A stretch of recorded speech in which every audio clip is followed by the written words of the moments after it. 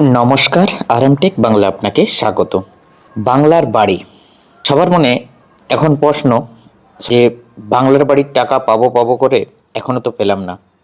এই বাংলার বাড়ির টাকা পিডব্লিউএল উপভোক্তায় যাদের বাংলার বাড়ির লিস্টে নাম আছে তারা টাকা কবে পাবেন? পিডব্লিউএল এর যে 16 লক্ষ উপভোক্তা, তা ডিসেম্বর মাসের টাকা পাওয়ার কথা ছিল, কিন্তু এখনো টাকা দেওয়া হলো না।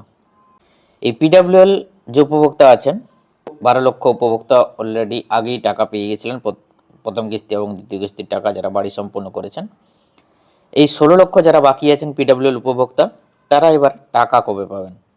এসআইয়ের কাজের জন্য ডিসেম্বর মাসে টাকা দেওয়ার কাজ প্রায় 1 মাস পিছিয়ে দেওয়া হয়েছে। কবে টাকা পাবেন এই পিডব্লিউএল উপভোক্তা? কবে টাকা পাবেন? বর্তমানে জেলায় জেলায় বাংলা আবাস যোজনার যে টাকা দেওয়ার প্রস্তুতি চলছে জোর কদমে। সমস্ত ব্লকের গ্রাম পঞ্চায়েত ভিত্তিক যে পিডব্লিউএল এলিজেবল তালিকা তা প্রকাশিত হয়েছে। বর্তমানে সময়েও আবার বেশ কিছুদিন আগে জেলায় জেলায় যে এলিজেবল তালিকা, যে যোগ্য তালিকা ধরে ধরে আবার জেলার আধিকারিকরা সুপার চেকিং করছেন বাড়ি বাড়ি গিয়ে।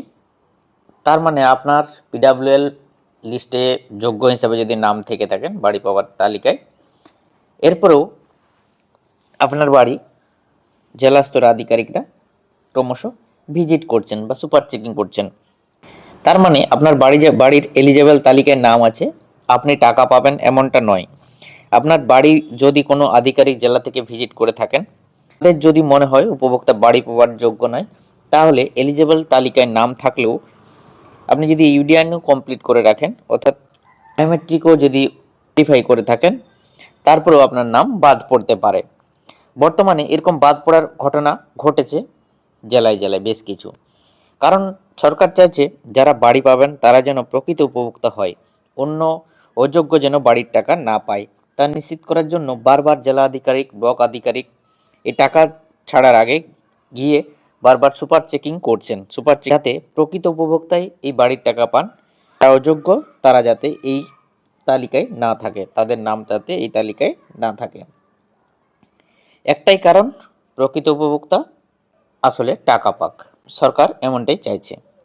অযোগ্যরা যাতে কোনো মতেই এই তালিকায় না থাকতে পারে, সেই কারণে এই টাকা ছাড়ার পূর্বেও, সব কিছু হয়ে যাওয়ার পূর্বেও এই বারবার জেলা স্তরের আধিকারিক, ব্লক স্তরের আধিকারিক দিয়ে সুপার চেকিং করানো হচ্ছে। এবার যারা যোগ্য এলিজেবল উপভোক্তা, তাদের বর্তমানে টাকা ছাড়ার পূর্বে রেজিস্ট্রেশন প্রক্রিয়ার জোর কদমে চলছে। তা প্রায় সম্পূর্ণ হওয়ার মুহূর্তে এই রেজিস্ট্রেশন, অর্থাৎ যোগ্য উপভোক্তা ধরে, যারা যোগ্য এলিজেবল উপভোক্তা তাদের ধরে ধরে লিস্ট ধরে ধরে আবারও যে এসআরএইচ এর যে পোর্টাল আছে, বাংলার বাড়ির যে নির্দিষ্ট ওয়েবসাইট, সেই ওয়েবসাইটে আবার যোগ্য উপভোক্তাদের আধার কার্ড এবং অ্যাকাউন্টটা মিলিয়ে দেখা হচ্ছে যে পোর্টালে আধার নাম্বার, অ্যাকাউন্ট নাম্বার যেটা এন্ট্রি করা আছে তা ঠিকঠাক আছে কিনা। যদি ঠিকঠাক থাকে তাহলে ভেরিফাই করা হচ্ছে, আর কারো কোনো উপভোক্তার কোথাও ভুল ত্রুটি যদি এন্ট্রি হয়ে থাকে তাহলে তা সংশোধন করে দেখা হচ্ছে, যাতে টাকা ছাড়ার পর এরকম নয় যে অ্যাকাউন্টের সমস্যা বা আধার কার্ডের সমস্যার জন্য কারো টাকা অ্যাকাউন্টে ঢুকতে সমস্যা যাতে না হয়, যাতে খুব সহজেই উপভোক্তার অ্যাকাউন্টে টাকা ছাড়ার মুহূর্তে টাকাগুলো ঢুকতে পারে। এই রেজিস্ট্রেশন প্রক্রিয়া জিপি ধরে ধরে, জিপিতেই এই প্রক্রিয়া চলছে, ব্লকের সমস্ত জিপিতে এই রেজিস্ট্রেশন প্রক্রিয়া চলছে বর্তমানে। এই রেজিস্ট্রেশন প্রক্রিয়া চালানোর জন্য গ্রাম পঞ্চায়েত থেকে যারা এলিজেবল উপভোক্তা তাদের কাছ থেকে আধার কার্ড এবং ব্যাংক অ্যাকাউন্ট চেয়ে নেওয়া হয়েছিল, এবং সেই ব্যাংক নাম, অ্যাকাউন্ট নাম্বার, আধার কার্ডের নাম্বার এবং ব্যাংক অ্যাকাউন্টের নাম সব ঠিকঠাক আছে কিনা তা পূর্বের এন্ট্রির সঙ্গে মিলিয়ে দেখা হচ্ছে। যদি ঠিকঠাক থাকে তাহলে ভেরিফাই করা হচ্ছে। আবার অনেকেও দেখা গেছে যে পূর্বের এন্ট্রির সময়, পূর্বের যে বাংলার বাড়ির সার্ভের সময় যে অ্যাকাউন্ট নাম্বার দিয়েছিলেন সেই অ্যাকাউন্ট নাম্বার অনেক সময় বন্ধ হয়ে গেছে। এবার আপনি চাইছেন বর্তমানে নতুন অ্যাকাউন্ট, এরপর আপনি পরবর্তী ক্ষেত্রে দেখা যাচ্ছে যে নতুন অ্যাকাউন্ট দিয়েছেন, তাহলে সেই অ্যাকাউন্টটা ইনঅ্যাক্টিভ হয়ে গেছে আগের পূর্বের অ্যাকাউন্টটা। তো এই রেজিস্ট্রেশন প্রক্রিয়ায় পূর্বের অ্যাকাউন্টটি চেঞ্জ করে আপনি যে নতুন অ্যাকাউন্টটি জমা দিয়ে থাকেন, যদি চেঞ্জ করে থাকেন তাহলে সেই অ্যাকাউন্টটি তার জায়গায় এন্ট্রি করে দেওয়া হচ্ছে, এবং টাকা ছাড়ার সময় সেই নতুন যে অ্যাকাউন্টটা দিলেন সেই অ্যাকাউন্টে টাকা ঢুকবে। এই রেজিস্ট্রেশন প্রক্রিয়াটা এই কারণেই গুরুত্বপূর্ণ যে টাকা ছাড়ার পূর্বে সমস্ত জিনিসটা দেখে নেওয়া হচ্ছে, যাতে কারো টাকা পেতে অসুবিধা না হয়। অ্যাকাউন্ট নাম্বারটা সব থেকে ভালো করে এই রেজিস্ট্রেশন প্রক্রিয়ায় যাচাই করা হচ্ছে। এই রেজিস্ট্রেশন প্রক্রিয়া গ্রাম পঞ্চায়েত ভিত্তিক চলছে যোগ্য উপভোক্তার ধরে ধরে, তা প্রায় সম্পন্ন হওয়ার মুহূর্তে। এই রেজিস্ট্রেশন প্রক্রিয়া সম্পন্ন হয়ে যাওয়ার পর আশা করা যাচ্ছে যে আগামী জানুয়ারি মাসে দ্বিতীয় সপ্তাহ বা তৃতীয় সপ্তাহ থেকে ব্যাংক অ্যাকাউন্টে টাকা ঢুকতে শুরু করবে, এমনটাই আশা করা যাচ্ছে।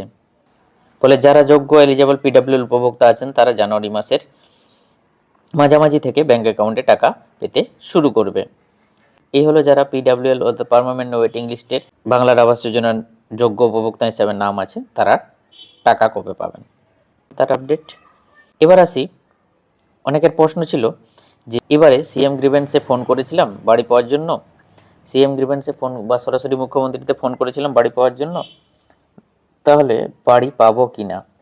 গতবারের 12 লক্ষ উপভোক্তার মধ্যে যারা সিএম গ্রিভেন্সে ফোন করে বাড়ি পাওয়ার জন্য অভিযোগ জানিয়েছিলেন তারা বাড়ি পেয়েছিলেন, যারা যোগ্য হিসাবে সার্ভে করার পর দেখা গিয়েছিল।